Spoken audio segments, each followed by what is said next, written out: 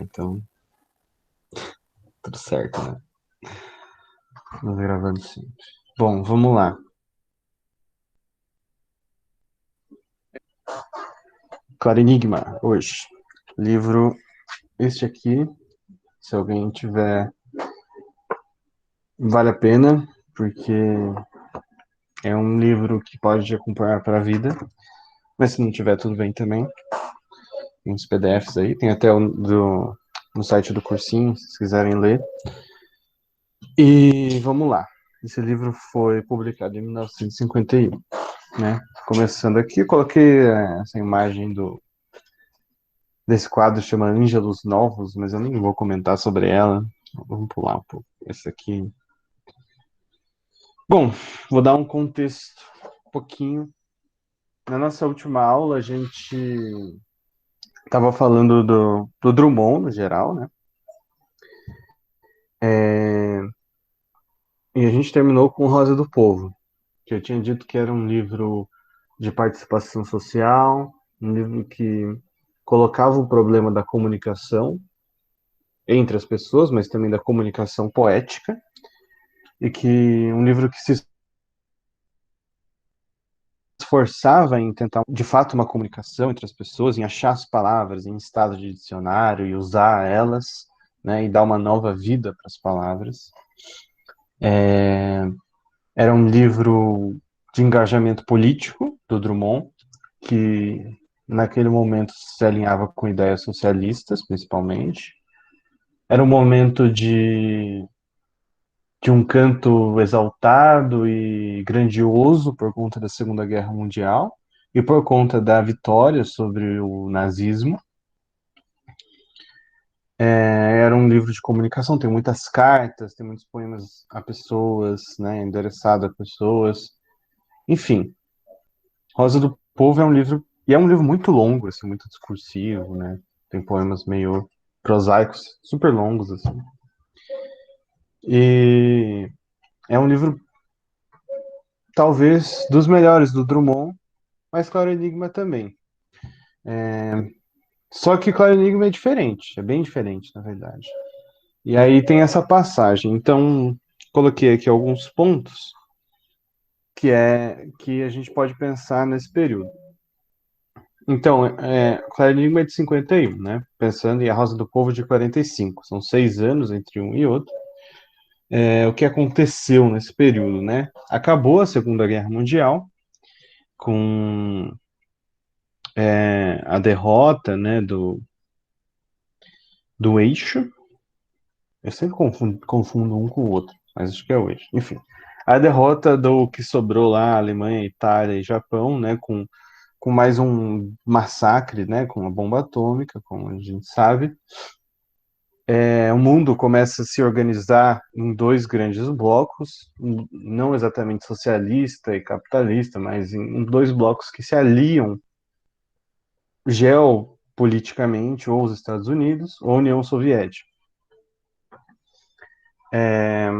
Também a partir da década de 50, começam a ser noticiadas coisas que não eram sobre a União Soviética, principalmente a partir de 56, com o relatório Khrushchev, que é um relatório chamado, que as pessoas conhecem popularmente como relatório dos crimes de Stalin.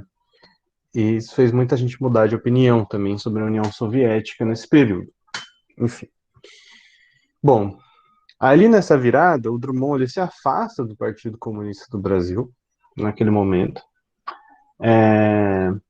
por discordâncias ideológicas, discordâncias, na verdade, por vários motivos, mas uma coisa interessante talvez de falar é que ele se afasta dizendo que o partido também ele acabava tendo uma visão conservadora. Ele não usava essa palavra, mas era uma visão, digamos que tolhia a liberdade, né? Porque, enfim, existia bastante conservadorismo dentro do Partido Comunista nesse momento, em vários sentidos. Apesar de eles apoiarem a revolução, era uma coisa bem contraditória, assim, complicada. Bom, de qualquer modo, ele se afasta, E aí, em 1948, bem no meio, ele publica uma coletânea de 12 poemas, bem pequenininha, que se chama Novos Poemas.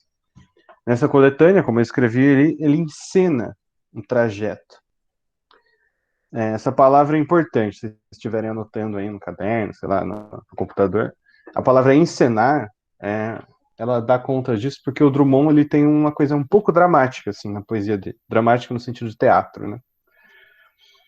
Então, esses poemas, eles vão desde de alguns poemas mais de canto e participação popular. O primeiro, acho que é o primeiro, se chama Canção Amiga, ele até estava numa nota de cruzeiros? Ah, não lembro qual dinheiro que era, o Brasil tem tantas notas diferentes. Mas esse poema até apareceu numa nota. E é um poema canção amiga, né? Vocês já imaginam. E aí ele vai indo pro final até o último poema, se chama O Enigma. E aí vocês já estão vendo, né? Claro, Enigma, para onde ele estava indo. Enfim, e aí ele encena, eu usei isso que está entre aspas aí, são termos de um crítico chamado Wagner Camilo. Enfim, ele tem um livro sobre justamente esse período, em que o Drummond passa da rosa do povo à rosa das trevas, como ele chama, né? A gente vai ver por quê. E do canto social ao mergulho no nirvana. Cuidado com o termo nirvana, eu coloquei aqui porque ele usa, falando sobre a banda, nem sobre uma coisa meio, sei lá, meio hippie, assim, meio meditar. Nirvana é a negatividade geral, assim, é a negação da materialidade num sentido pessimista mesmo. E aí tem a ver com a filosofia do Schopenhauer, mas eu também não vou comentar muito sobre isso agora. E aí, bom, em 1952, outra coisa interessante que dá para comentar é que ele publicou um livro chamado Passeios na Ilha, que é um livro de prosa. E nesse livro tem vários textos também que ajudam a gente a entender esse movimento, né? Entre a Rosa do Povo e o Claro Enigma. Se eu estiver indo muito rápido, alguém grite, por favor, mande um chat, fale. Podem falar, se estiverem com dúvida também.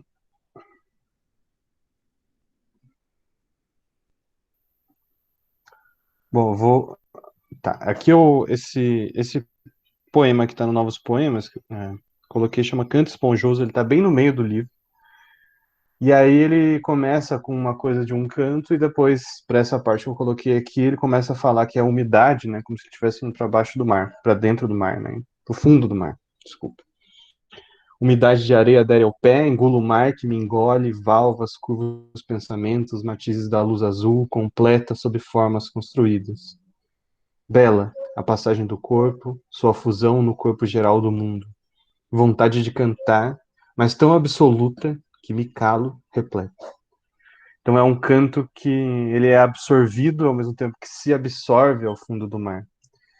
Isso tem a ver com a ideia de que o Drummond estava tentando um canto de comunicação, de chegar até o outro, e aqui é um canto que se engole e que e vai para o subterrâneo e se cala.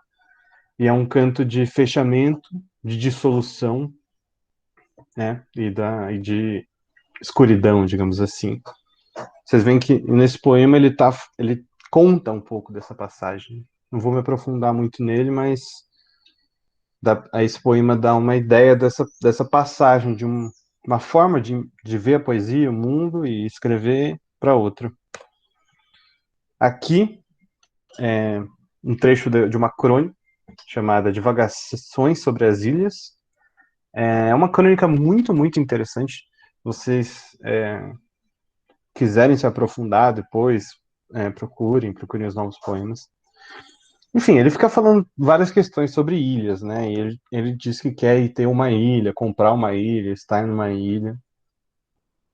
Tem a ver um pouco também. Tem umas discussões filosóficas com Platão. Ele fala, né? Os poetas podem estar na ilha, debatendo com Platão, que achava que na República os artistas seriam excluídos. Mas ele também está falando sobre o autoritarismo e sobre a censura que aconteceu, né? E acontecia na época que ele estava escrevendo. Então, eu só recortei um trechinho bem pequeno aqui, em que ele diz: a ilha é, afinal de contas, o refúgio último da liberdade, que em toda parte se busca destruir, amemos a ilha. Então, em um mundo repleto de autoritarismo, em um mundo repleto, enfim, em um mundo em que ele viu que, mesmo o nazismo tendo sido derrotado na guerra, o mundo não pareceu melhorar de fato depois, assim. E a todo momento, sei lá, a história não parecia se encaminhar de fato para a liberdade. E aí ele cria essa ideia da ilha com um ponto de vista estratégico. Por isso que ele escrevia aí uma retirada estratégica. Então, uma retirada estratégica da praça de convites, para usar uma imagem do Drummond também, desse lugar de comunicação, de tentar achar a poesia como contato com os outros, como forma de procurar a liberdade, sempre procurar alguma coisa. E aí ele resolve fazer uma retirada estratégica, digamos assim, para um ponto em que não se está completamente afastado, tem um pouco essa ideia da ilha para ele. A ilha não é um mundo utópico afastado e que não tem nenhuma conexão. Lugar privilegiado, no sentido de um lugar em que você tem um ponto de vista privilegiado, em que você observa, mas não, é, mas não se engaja naquilo que está acontecendo. E tem essa retirada na poesia dele, enfim, com essa imagem da ilha, que também ajuda a gente a entender esse movimento. Mais um slide. Bom, claro, Enigma, que eu acho que essa é a primeira edição, vamos foi assim que eu achei. é, essa imagem como sendo da primeira edição. É, é, claro, Enigma. Você já deve ter ouvido falar isso, se vocês tiveram aula sobre esse livro. É um oxímoro. O que é um oxímoro? É uma figura de linguagem. É uma contradição entre os termos, né, que um negaria o outro. Não é bem um oxímoro, porque o enigma, claro, não é totalmente uma negação, o que é interessante. Meio contraditório, né? Porque o enigma ele é obscuro, ele é difícil de entender, de enxergar, né? E como o enigma pode ser claro e a antítese e a contradição estão presentes e são fundamentais também para o livro. Então, as ideias que se negam, né, são contraditórias, que não resultam em coisa nenhuma, elas simplesmente entram em conflito, mas você não sabe para onde aquilo vai, qual é a conclusão, né? Isso faz parte da poética do Drummond nesse livro. E lembre-se que ele era um poeta modernista, que não costumava metrificar o verso, né? Ele quase quebrou totalmente o verso na Rosa do Povo, na verdade, né? Vocês veem que eram versos gigantescos, assim, e não obedecia a métrica, não tinha rima, tal. Nesse livro tem vários poemas com formas clássicas do verso, com uma linguagem mais elevada, né? Usa de palavras e de estruturas das frases, né? Estruturas sintáticas mais clássicas, né? Mais perto do latim ou perto de uma poesia clássica, o neoclássico da língua portuguesa, né? Clássica no sentido de Camões, lembre-se de Camões, incluído na ideia da geração de 45, que tem a ver também com outro livro que vai cair na FUVEST, que é Romanceiro da Inconfidência, da Cília Meirelles.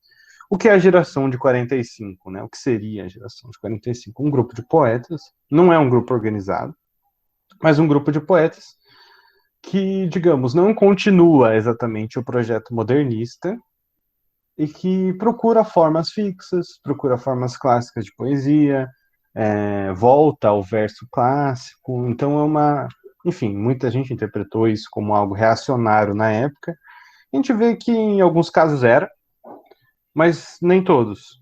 E o Drummond, de fato, não dá para dizer que ele virou um reacionário, uma pessoa voltada só para o passado, que ignorava as modificações. Não é isso. Mas, enfim, ele faz parte, pode ser considerado parte, principalmente nesse livro, da geração de 45. E aí tem outros poetas dessa época também, Murilo Mendes. Murilo Mendes também, como Drummond, já escrevia desde a década de 30, mas nessa época ele pode ser considerado. João Cabral de Melo Neto, Jorge de Lima, Cecília Meirelles. alguns tópicos assim bem gerais sobre Claro Enigma, para não me estender muito mais, porque o João vai apresentar com mais cuidado as partes do livro. Primeiro ao retorno. Desculpa, comecei a ler. Retorno a formas clássicas, claro, já falei. Mas um tom crepuscular. Muitos poemas falam sobre a noite chegando, a tardezinha passando para a noite. Então é o crepúsculo, né? A chegada da noite em que o sujeito se encontra. Isso é um sim, é uma forma, é um cenário, digamos assim, externo, mas é também uma forma de descrever um estado do sujeito. Sujeito que anoitece também. Sujeito que se dissolve na escuridão e ele não se forma, ele não tem forma, ele, né? Ele vai contra as formas constituídas, mesmo fazendo uma poesia com formas rígidas e clássicas às vezes. Contradição de novo.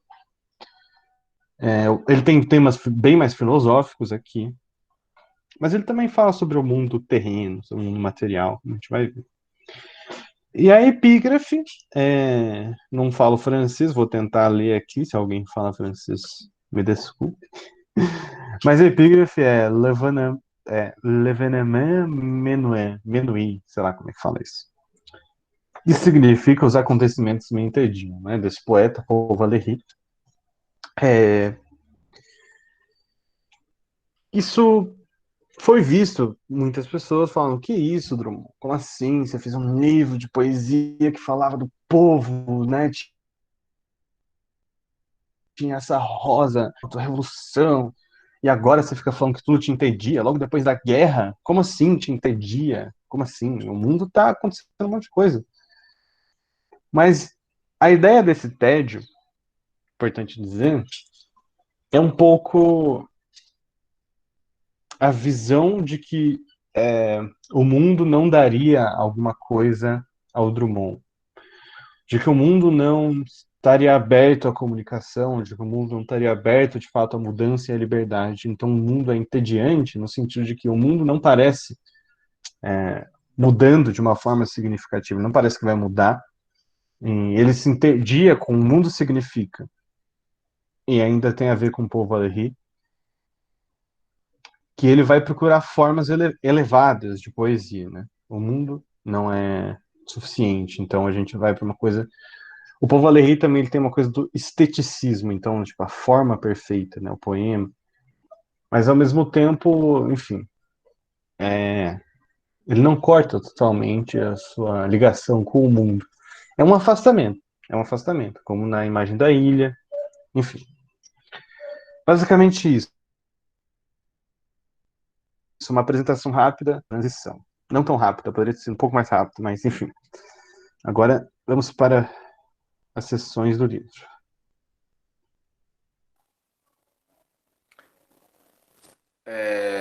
Bom, eu vou também tentar ser o mais rápido que eu puder, o mais breve, para apresentar essas sessões. Né? De fato, não é muita coisa, mas é só para entender um pouco quais são os temas que permeiam o Claro Enigma do começo ao fim. é, e os seus poemas, e para a gente entender também que vibe que tá o Drummond nessa época. Né? A primeira sessão, a sessão que abre o Claro Enigma, se chama Entre Lobo e Cão. É, Esse Entre Lobo e Cão, né, essa expressão foi tirada de um poema de Sá de Miranda, um poeta português, e, como eu coloquei na epígrafe, na meta do meio-dia, andais entre lobo e cão. Né? Então, né, na meta do meio-dia, andais entre lobo e cão, quer dizer, né, traduzindo assim em linhas gerais, seria que na meta do meio-dia, no auge da luz, andais entre a escuridão. Né? Lobo e cão são duas constelações que ficam no chamado de uma parte chamada de céu negro, né? O espaço sideral. E essa parte em específico, ela, como o Guilherme já falou, ela introduz essa coisa do crepúsculo, né? Essa parte é o momento do crepúsculo, é o momento do escurecer, né? Não escureceu ainda, é o momento, ela é essa ação da escuridão, né? E como ela é essa fase, né, de, de baixa da luz, né, da vinda da escuridão. Então, os poemas aqui eles em sua maioria, de uma certa forma escuros, né, como a gente pode chamar, poemas escuros, poemas obscuros, né? Por quê, né? A gente pode ver isso, por exemplo, com Dissolução, que é o poema que abre logo, que eu vou falar daqui a pouco sobre, né? Que é um poema que, de uma certa forma, ele fala de uma aceitação da morte, né? Ou como os outros poemas, né, que trazem imagens que são mais obscuras e mais baixas, né? E o obscuro também pode ser essa coisa hermética, né? Essa escolha do Drummond, então, por ser mais hermético, ter uma poesia mais hermética, né? Nessa primeira parte do poema, além disso, né, ela é uma parte que tem uma maior incidência dessa influência, essa influência pregressa, né? Essa influência clássica que ele começa, que vai ditar o tom, enfim, o tom do livro inteiro, né? Essa preferência por formas fixas, pela metrificação, né? E por palavras mais arrevesadas do que o habitual, né? Que então vão tentar constituir esse claro enigma, né? Esse enigma que tem que ser desvendado, né? Entre Lobo e Cão, então, essa introdução, pode-se dizer, de uma certa forma, que é uma introdução ao que vai ser esse resto do livro, né? O que vai ditar o resto, né? O tom crepuscular desse livro, e crepuscular e filosófico, como já foi falado. A segunda parte, Notícias Amorosas, ela é a parte que é a parte das líricas amorosas do Drummond, né? Só que diferente, sei lá, de uma lírica amorosa parnasiana, por exemplo, né, ou romântica, que também tem isso, né? O Drummond ele vai de uma certa forma nessa volta às formas clássicas, ele de uma certa forma vai retomar, ou não retomar, mas refazer um parnasianismo, né, que vai muitos vão torcer a cara, né? Inclusive o Haroldo de Campos, o poeta concreto, ele é um dos que vai torcer a cara um pouco para o Claro Enigma, por causa desse formalismo. Então, enfim, ele vai retomar essa coisa parnasiana. Só que nesse sentido do amor é um pouco ao contrário, né? Como eu já falei, acho que umas aulas atrás, né, sobre um dos poemas do Manuel Bandeira, né, essa quebra com a idealização do amor romântico, né? Então, esse amor romântico, idealizado, bonitinho, e o moralismo que vem com esse amor, o Drummond ele tenta se afastar disso. E é o que dá, e ele introduz esse amor amaro, né? Esse amar amaro, né? Que é um amor de desilusões, é um amor que não se prende somente ao amor romântico, né? Que é aquele amor de casamento, mas que diz respeito a um amor mais depravado, né? Uma coisa uma coisa mais baixa, uma coisa da vida noturna, né, que ele vai falar um pouco num dos poemas Rapto, né, que ele faz referência ao rapto de um personagem, eu esqueci o nome, por Zeus, e que, né, ele faz essa brincadeira, né, do antigo, junção do antigo com a banalidade cotidiana, e ele vai justamente trazer isso, trazer esse amor, né? Pegar esse amor da sexualidade mesmo, esse amor erótico, né? E trazer à tona aqui, né? Que é essa outra forma de amor, né? Bom, no terceira parte, né? O Menino e os Homens, ela vai ser uma parte de poemas de homenagem, né?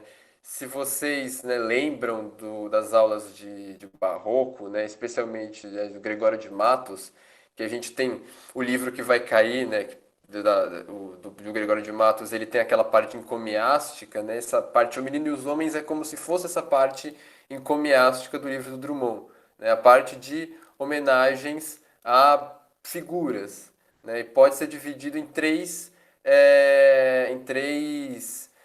tipos de poemas, né? O primeiro, né, de homenagem ao nascimento, que é um varão que acaba de nascer. O segundo tipo é a de homenagem a poetas, né, o chamado em homenagem ao Manuel Bandeira e Quintanas Bar em homenagem ao Mário Quintana. E a terceira parte é em homenagem ao aniversário de uma morte, né? Que é o poema Aniversário dedicado ao Mário de Andrade, né? E que é uma coisa curiosa, não é um poema dedicado a uma morte, é um poema dedicado ao aniversário, né, dessa morte. De uma certa forma, uma coisa que se contrapõe ao primeiro poema de Nascimento, mas também traz essa coisa da vida, que é o aniversário, né? Enfim, a gente tem essa parte. A quarta parte, Selo de Minas, que eu acho muito importante que vocês leiam. É, são esses poemas sobre a terra natal dele, né? E de uma certa forma, essa relação praticamente intrínseca que o Drummond tem com essa terra natal em que ele cresceu, em que ele se tornou homem. É, eu digo que é importante porque quando eu fiz, né, a FUVEST, aqui relatando experiências pessoais, um dos poemas caiu, né, justamente uma de São Francisco de Assis, a igreja de São Francisco de Assis, do poema que eu vou falar ainda. E, enfim, a quinta parte, Os Lábios Cerrados, fala dos mortos e da família, né? São uma meditação da ausência e presença, né, ao mesmo tempo, desses mortos, como é o caso do poema A Mesa, que fala do pai morto, né? E o último poema, o sexto poema, é A Máquina do Mundo, né, que traz um lirismo filosófico existencial, né, e que, de certa forma, faz, né, de certa forma não, né, faz mesmo essa alusão ao Camões, né, A Máquina do Mundo. O Guilherme vai falar isso melhor mais pra frente, se a gente conseguir, né. É, Essa máquina do mundo aparece nos Lusíadas do Camões, né? Esse conhecimento, né, sobre a mecânica do universo que o Vasco da Gama ele se depara nos Lusíadas, né? Que dá essa coisa toda existencial, né? É, etc. E também uma influência assim do Dante Alighieri, que vocês também vão ver depois, né? Enfim, então aqui a gente pode ver, né, que tem essas três coisas, né? Essa forte característica crepuscular, né? Esses poemas um pouco mais escuros, um pouco mais é, nas trevas, né? Como a gente vai ver, um pouco diferente, bastante diferente na Real da Rosa do Povo, que tinha uma expectativa girando em torno de alguma coisa ali. A gente tem essa coisa filosófica, né, existencial também, que vai ser, né, que vai vir à tona principalmente com A Máquina do Mundo ao fim do livro. E em questão de formalismo, né, em questão de aspectos formais, assim, a gente tem essa retomada dos autores clássicos e das formas clássicas, né, em contraposição ao inventismo, né, essa coisa é, de invenção, né, de quebra do modernismo. Bom, vamos aos poemas. Dissolução é o que abre o livro, né? É o primeiro da primeira parte, Entre Lobo e Cão. É o que abre o livro e é o que, de certa forma, também traduz a vibe, né? Começa falando aí qual é a vibe do Drummond nesse momento, né? Vamos ler primeiro. Escurece, e não me seduz tatear sequer uma lâmpada, pois que aprouve ao dia findar, aceito a noite. E com ela aceito que brote uma ordem outra de seres e coisas não figuradas, braços cruzados. Vazio de quanto amávamos, mas vasto é o céu. Povoações surgem do vácuo. Habito alguma? E nem destaco minha pele da confluente escuridão. Um fim unânime concentra-se e pousa no ar, hesitando. E aquele agressivo espírito que o dia carreia consigo já não oprime. Assim a paz, destroçada. Vai durar 1000 anos ou extinguir-se na cor do galo. Esta rosa é definitiva, ainda que pobre. Imaginação, falsa demente, já te desprezo. E tu, palavra, no mundo, perene trânsito, calamo-nos. E sem alma, corpo, és suave. Eu acho que uma primeira coisa que a gente deve notar aqui, né, é que existem algumas autoalusões dentro desse poema, né? Uma delas é esse mais vasto é o céu, né? Eu acho que, né, se vocês lembrarem, né, mais vasto é meu coração, né? Mundo, mundo, vasto mundo, se eu me chamasse Raimundo, eu não lembro o poema de cor. Mas tem essa alusão, e a outra alusão, esta rosa é definitiva, ainda que pobre, né? Como o Gui falou, né, também, né? O Wagner Camilo escreveu aquele livro, né, da Rosa do Povo, Rosa das Trevas, né? E essa aqui é a Rosa das Trevas, né? Não é mais aquela flor promissora que a gente tinha na Rosa do Povo, né? Aquela flor que, sei lá, muitos vão interpretar como sendo, por exemplo, a revolução, ou como sendo uma esperança, né, em meio ao caos, né? A flor que fura o asfalto. Não, aqui ela é uma rosa que é uma rosa que brota da escuridão, né? E ela parece ser tão definitiva, né? Ainda que pobre, né? Ainda que a rosa do povo seja feia, que ela ainda que pobre, ela brota da escuridão e ela parece ser tão mais definitiva quanto a rosa do povo, quanto aquela rosa promissora, né? Que então dá essa coisa desse final estarrecedor, né? Esse final que não tem uma promessa, né? Não tem enfim, não tem uma espera muito positiva, né? Se a gente for considerar o que é positivo ou negativo aqui, mas enfim. Né, a dissolução já começa com essa coisa do crepúsculo, né? Escurece e não me seduz tatear sequer uma lâmpada, pois que aprove ao dia findar, aceito a noite. Né? Que a gente tem a total aceitação, né? É da natureza do dia findar, é da natureza do dia acabar, que ele acabe. Então não tem para que lutar contra esse crepúsculo, né? Então aceito a noite, né? Aceito esse escurecer, aceito né, que esse escurecer me engula, né? Ou aceito a morte, né? Ponto. Não tem discussão, né? O dissolução começa assim, né? E já é bom a gente já tentar também esse nome, né? Dissolução, né? Como se fosse uma dissolução de tudo que o Drummond já tinha feito até agora, né? Uma dissolução para no escuro construir outra coisa, né? Que outra coisa é essa, né?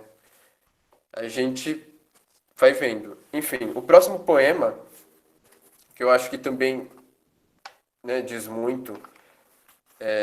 Acho que todos dizem muito, na real, eu não vou ficar falando mais isso. Mas Oficina Irritada, né? Eu acho que ele é muito, é muito, ele diz muito do que o Drummond tá como, qual é a vibe do Drummond em termos de escrita especificamente, né? Eu quero compor um soneto duro, como poeta algum ousara escrever. Eu quero pintar um soneto escuro, seco, abafado, difícil de ler. Quero que meu soneto no futuro não desperte em ninguém nenhum prazer, e que no seu maligno ar imaturo, ao mesmo tempo, saiba ser e não ser. Esse meu verbo antipático e impuro há de pungir, há de fazer sofrer, tendão de Vênus sob o pedicuro.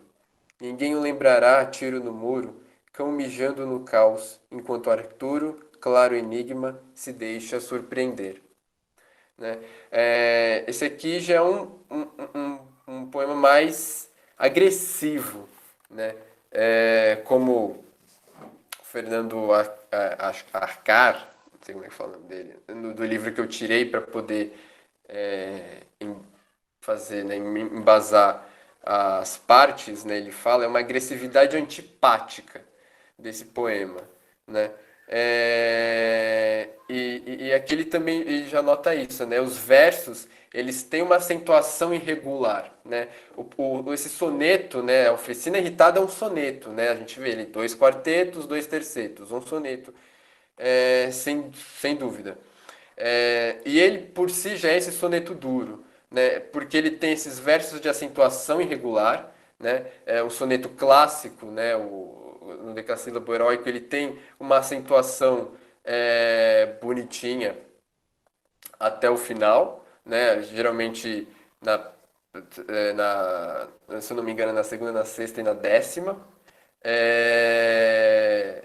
E aqui isso tem essa acentuação regular em alguns versos, mas em outros isso já não aparece, né? E a gente tem essas rimas repetitivas, né?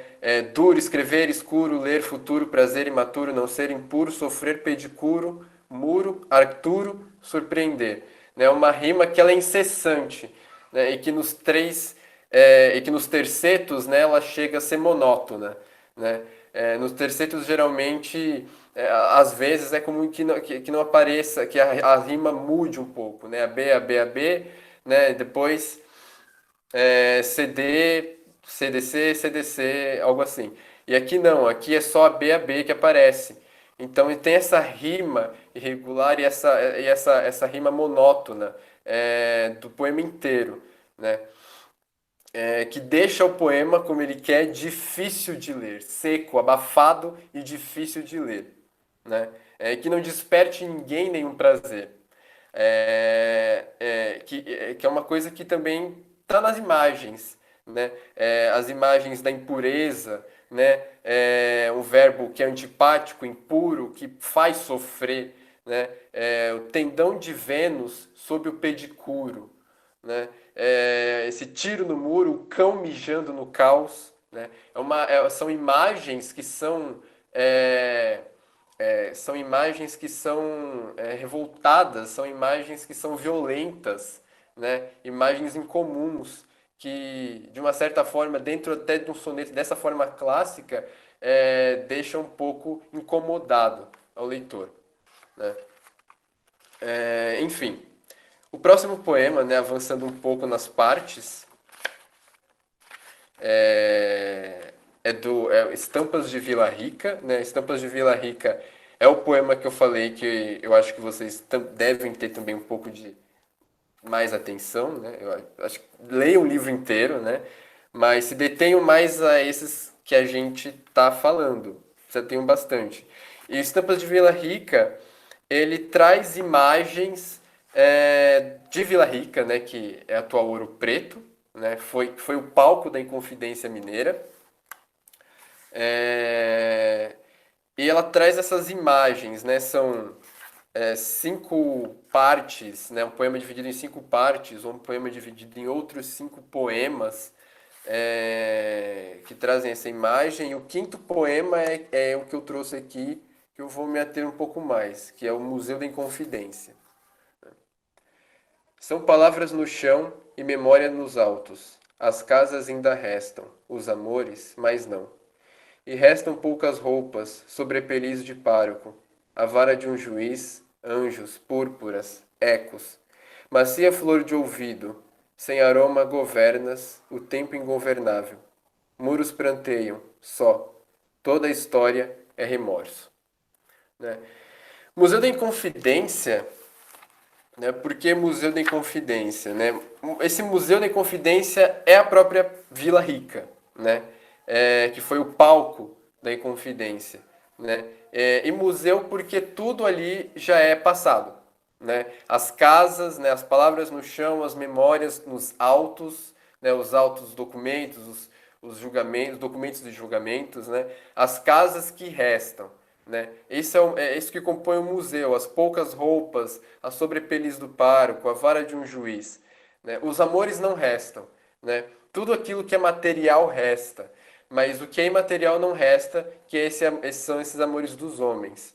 Né? Então a gente vê nesse poema um tom decadente, né? Que as casas elas não restam, elas ainda restam, né? E restam poucas roupas. Então, desse museu sobraram poucas coisas, né? E de amor não sobrou nada, né? Então tem esse tom decadente, essa decadência e uma coisa, um caráter de impotência, né? Nesse tempo ingovernável, né? Esse tempo que o homem, né? O eu lírico ou Drummond não consegue alcançar, né? E que ele não consegue controlar, né? Então tem essa angústia diante do tempo, né? E ele termina dessa forma, né? Toda a história é remorso, né? A história ela é remorso porque a história é memória, né? Então, não embora haja controvérsias, não se esquece a história, né? E o que se lembra dela, o que sobra dessa memória são os remorsos da história. É, eu acho que é muito bom também focar nisso aqui, porque a gente, né, nesse poema inteiro, Estampas de Vila Rica, porque a gente vai ver ainda, né, o Romanceiro da Inconfidência da Clarice não, da Cecília Meirelles, desculpem, e, e eu não vou dar uma de, de é, de ficar prevendo aqui, mas é provável que haja alguma comparação entre isso, entre esses dois, né? Então, eu acho que os paralelos eles estão ali e enfim, eu acho que é bom dar uma lida e uma comparada entre essas duas obras, né? Bom, sobraram 10 minutos. Vamos ver. Vamos ver o que vai ser agora. Eu passo a palavra para o Gui. Bom, vamos lá. Aguentem mais um pouquinho, gente. Vamos. Agora eu vou comentar rapidamente esse poema que se chama Os Bens e o Sangue. Lembre-se que uma das temáticas importantes para o Drummond é falar sobre a família, fala sobre o seu próprio passado, sobre sua classe social e sobre uma culpa de classe que ele carrega, né? Crimes da família, que foi uma família escravista, dona de terras. Esse poema, Os Bens e o Sangue, ele é bem grande, ele tem várias partes, eu recomendo também que vocês leiam ele. E ele tem uma estrutura da tragédia grega. As tragédias gregas, elas tinham, porque em Atenas, né, no período que tinham as tragédias gregas, era chamada democracia. Não era uma democracia de verdade, mas eles chamavam de democracia. E aí tinha muito uma coisa da coisa pública, da assembleia e do júri, assim, das pessoas é, de fato julgando alguma coisa. Então as peças das tragédias, elas geralmente têm essa forma. E esse poema tem essa forma. Primeiro ele apresenta uma coisa que vem lá do passado, e aí tem várias vozes, né? Cada parte do poema, né, dividido em várias partes, é como se fosse uma voz, né, diferente que vai tratar de uma coisa parecida ali. enfim, da família. Aí vocês já imaginam os bens e o sangue que ele vai tratar, né? Então, essa primeira parte começa assim. Às 2 horas da tarde deste 9 de agosto de 1847, nesta fazenda, escrevi errado, desculpe, do tanque, em 10 outras casas de rei, que não de valete, em Tabiucá, Joanésia Capão, diante do estrume que se move em nossos escravos e da viração perfumada dos cafezais, e filhos, netos, bisnetos, tataranetos, despojados dos bens mais sólidos e rutilantes, portanto mais completos, irão tomando pouco a pouco o desapego de toda fortuna e concentrando o seu fervor numa riqueza só, abstrata e una. Reparem que essa primeira parte, ela tem a forma de um documento mesmo, um documento, pode ser judicial, mas não só, um documento bem antigo, que eles eram escritos dessa forma, inclusive esse que, né, que não, tem esses que's abreviados. Essas abreviaturas não foram inventadas na internet, mas as pessoas usavam nessa época em que elas escreviam à mão documentos, né, bem antigamente. Tinham muitas abreviaturas, inclusive. Umas que a gente nem entende hoje em dia o que elas são. E bom, e aí ele conta essa história até que, tipo, vai passando as gerações, até que se entra numa riqueza abstrata e una, né? Que essa riqueza abstrata e una é a riqueza do fazendeiro do ar, do fazendeiro que é uma imagem que serve para exprimir o que é o Drummond, né? Que tem um livro que chama Fazendeiro do Ar também, que ele publicou depois de Claro Enigma, que o fazendeiro do ar ele também é uma classe importante para o Brasil, que é são, né, são assim pessoas descendentes da oligarquia rural que entra em decadência a partir principalmente dos anos 30 e que são intelectuais e se tornam funcionários públicos, né? Também participam do poder de certa forma. Né? E é o que o Drummond fez, né? Ele virou funcionário público, trabalhava no Ministério da Educação e aí essa riqueza abstrata e una tem a ver com o fazendeiro do ar. Ele não tem mais fazendas, mas ele está num outro tipo de poder, mas ainda assim no poder, de uma forma rebaixada, mas tá. Bom, eu não vou ler as outras partes que eu coloquei aqui, porque ia ficar muito longo. Mas vocês podem ver que esse poema ele tem várias formas diferentes, estão vendo, né? Alguma parte com versos curtinhos, outra com versos mais longos. Essa aqui são as vozes dos urubus. Depois tem a voz do que talvez seja do sujeito do poeta, que pede para não nascer. Enfim, mas eu vou passar para a máquina do mundo, que talvez seja mais importante. Ô, professor, Bem, tá. só me fala sobre essas vozes dos urubus, que eu Uhum. li, mas aí eu fiquei só no caso dos urubus, eu fiquei meio em dúvida. Então, assim, Os empregados, né? sim, eu vou comentar. Essas vozes, elas se relacionam. Às vezes não é muito fácil de identificar de onde elas vêm, quem que estaria falando isso, né? Mas é como se fossem vozes da própria família, do próprio clã, né? Se dá para chamar assim, que vão julgando alguma coisa que está acontecendo, vão julgando a história da própria família que culmina no final no próprio poeta, no Drummond, que seja. Por isso que tem esse final, né? Salva-me, capitão, que seria essa própria voz. Antes disso, tem os urubus. Os urubus, aí a gente tem que tentar interpretar, né? Porque os urubus, né? Os urubus, eles estão no telhado, eles estão esperando alguém morrer.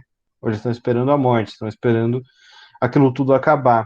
E os urubus aqui, eles também, como tem uma ligação também com a coruja da mitologia grega, que ela tem a sabedoria, né? E os urubus, eles meio que preveem o futuro, eles vão dizendo o que vai acontecer com aquele lugar, né?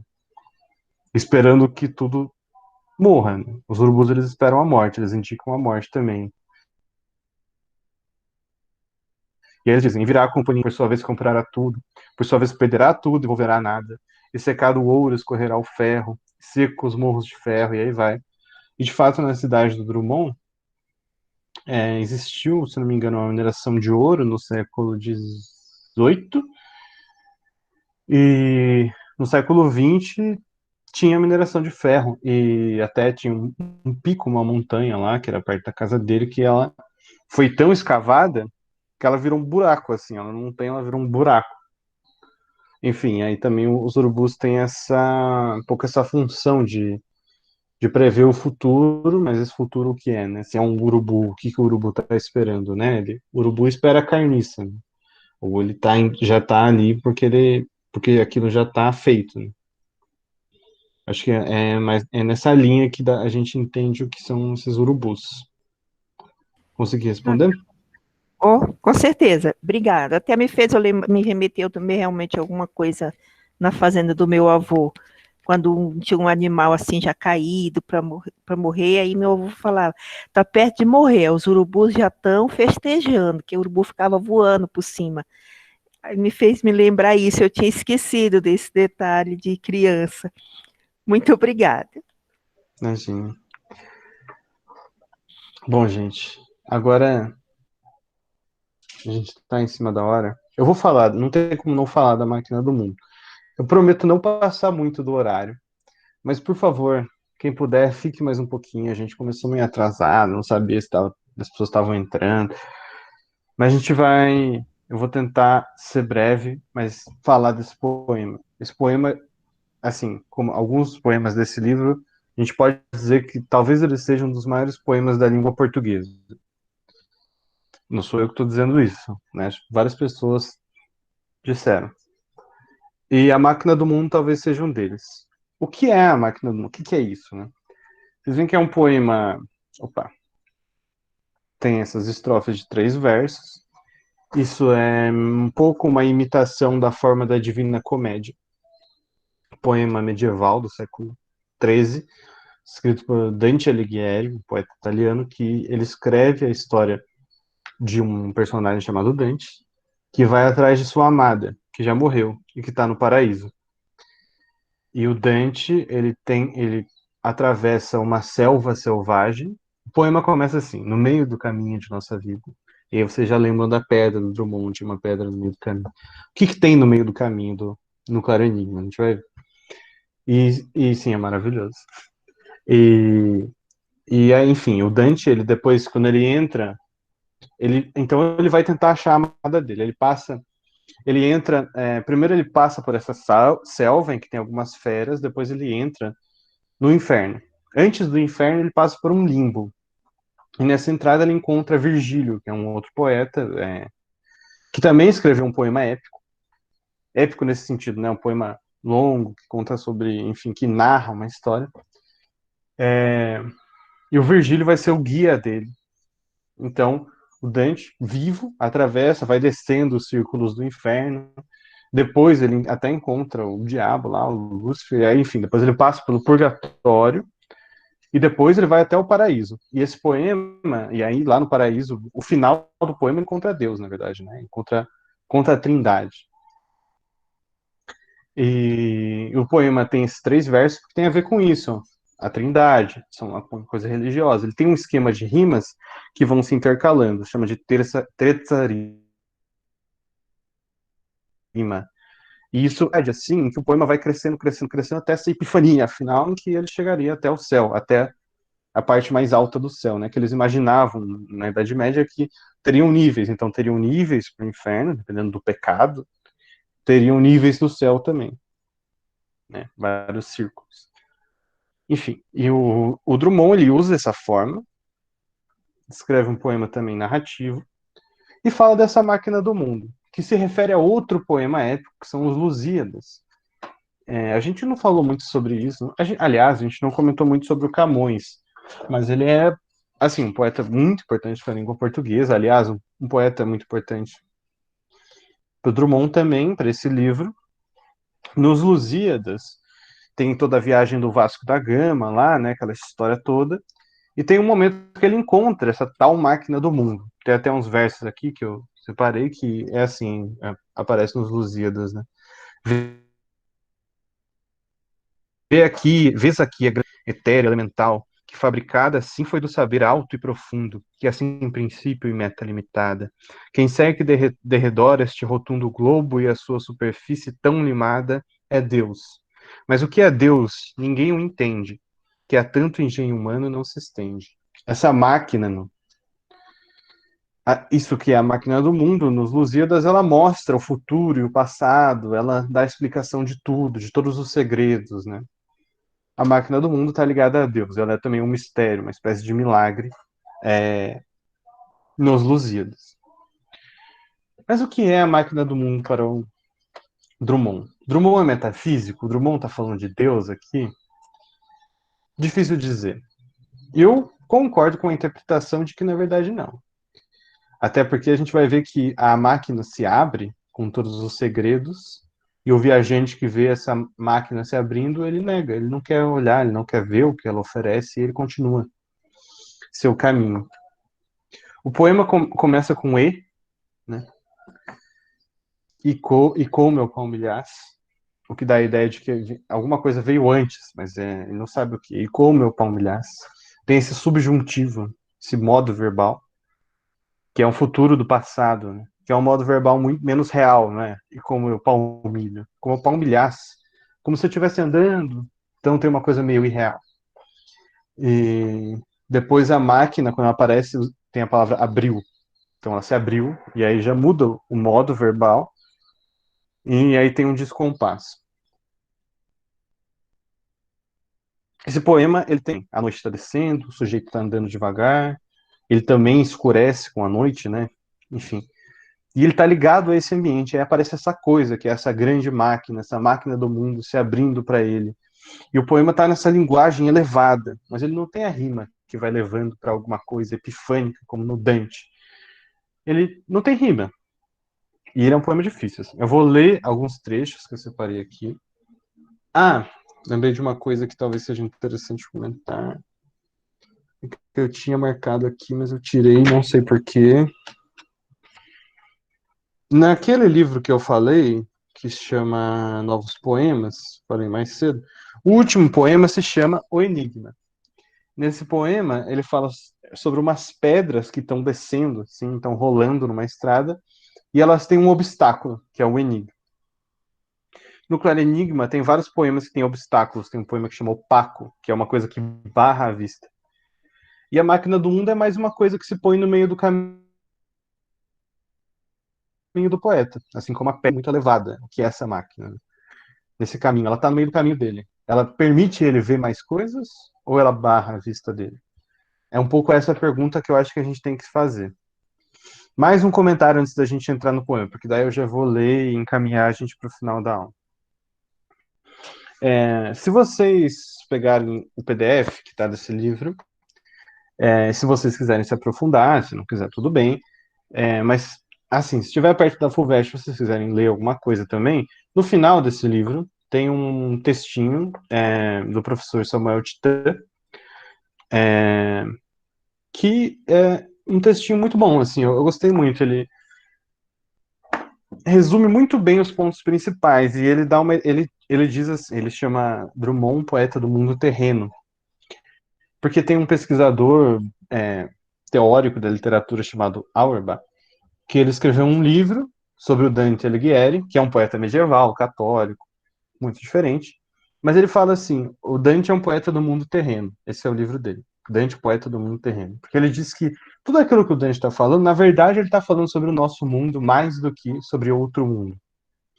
Ele está falando sobre os nossos problemas, ele está falando sobre as nossas questões, inclusive diretamente, porque tem pessoas enfim, tem uns desafetos do Dante lá que ele põe lá no inferno, né? Um traidor lá, e aí tem um cara que ele conhecia, não gostava, tá lá, inclusive diretamente, né?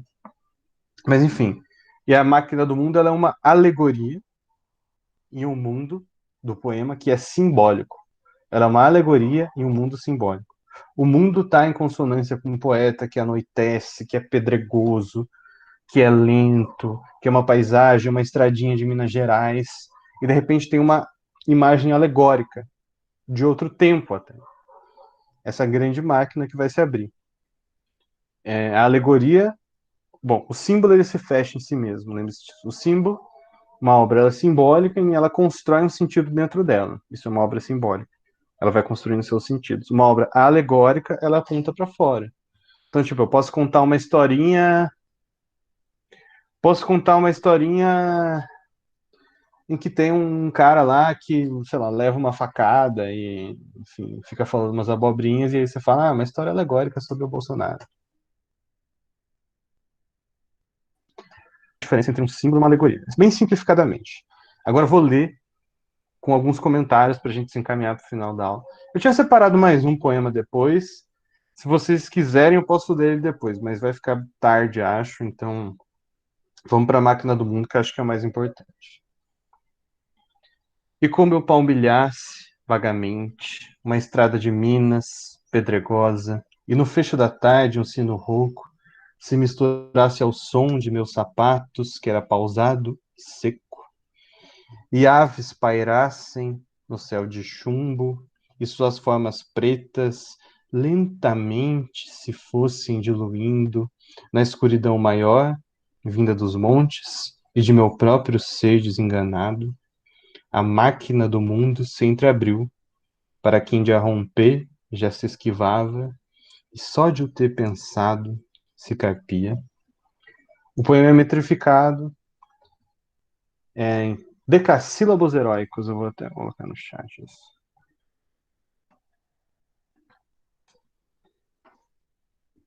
São 10 sílabas poéticas com acentuação na sexta. Humilhar-se vagamente, são 10 com acentuação na sexta. Vocês veem que é uma frase enorme que começa aqui, em que tem esse sujeito andando devagar, nesse mundo lento, que escurece, com aves que como que pairam, e algo se abre, essa máquina do mundo se abre, para quem? Para essa pessoa que se esquivava disso. E só de ter pensado numa coisa dessa, se carpia, né? Carpia de chorar, se lamentar. Ou um sentido mais arcaico é arrancar os cabelos. E aí eu coloquei aqui o que a máquina diz. Mas a máquina diz sem emitir som. Então é uma comunicação também um pouco figurada. Não é uma comunicação direta. E a máquina diz para esses sujeitos: o que procuraste em ti ou fora de teu ser restrito e nunca se mostrou, mesmo afetando dar-se ou se rendendo, e a cada instante mais se retraindo. Olha, repara, ausculta.